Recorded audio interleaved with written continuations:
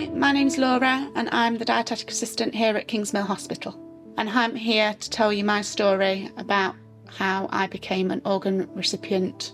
I've had 3 organ transplants, 3 kidney transplants, the last one being in 2004 that was donated from my dad.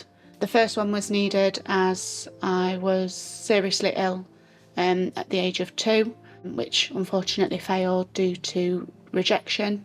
And the second one was needed in 97, which lasted 6 years, again failed due to rejection. And then the last one was in 2004, which was donated by my dad, which has lasted over 20 years. And it's enabled me to go on to live an ordinary life. I work full-time as a dietetic assistant here at Kingsmill. I'm married to my wonderful husband. We live in our own home. We have a wonderful dog. We're just going through the adoption process currently, which we're hoping will end sometime this year. I'm getting a bit emotional. It enabled me to finish school and get all my GCSEs, go on holiday, because once I was on dialysis we weren't allowed to go on holiday. I was on a restricted diet. Yeah, there was a lot of restrictions when my kidney was failing. But now that I have a working kidney, I'm able to eat and drink what I want. I'm no longer on a fluid restriction. I'm just on medication to stop my body rejecting the transplant. And yeah, I'm just able to lead a normal life. Hi, so my name's Steve and I work for the Trust. Been here over 20 years in theatres and I'm Laura's dad.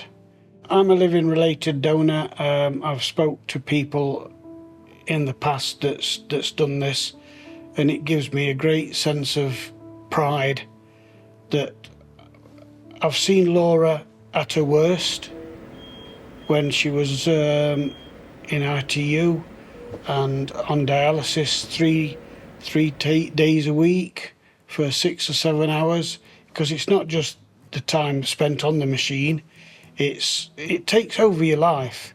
Dialysis, takes over your life because your life revolves around going to the hospital 3 days a week for 6 hours at a time. That's no life for any young person, for any person, never mind whether you're young or old. Yeah, and everything's still... I have regular checkups once every 3 to 4 months.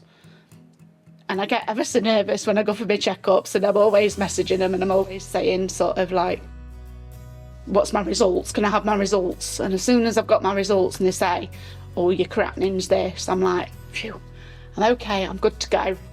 There are days where I do think I'm just this normal person that lives this normal life. I have a lot of friends that's waiting for transplants or have had transplants, or because obviously we've sort of grown up together, knowing each other, sort of seeing each other on the ward and growing up together. Hello, my name is Skye. I'm one of the organ donation specialist nurses based here at Kingsmill. I'm here to talk to you about deceased organ donation and the importance of letting your loved ones, your family members know your decision in relation to organ donation. There are currently over 7,000 people waiting for an organ transplant, including over 200 children. By letting your loved ones know your decision, you may be able to help multiple people.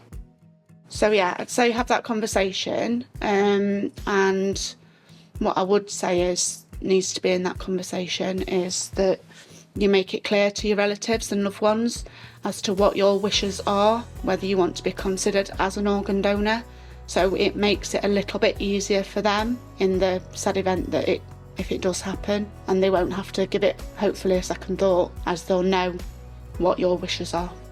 We've just seen the amazing story of Laura and her father about the amazing gift that he gave to her to enable her to live her life to the full. We hope that by watching Laura's amazing video that this will encourage you to go away and talk to your loved ones and let them know your decision regarding organ donation, as you may go on to be able to help somebody's mum, dad, son, daughter to lead a full and healthy life just like Laura has. We encourage you to register your decision online and follow that up with a conversation with your family. Just thank you. Thank you so much. Yeah. Oh, stop.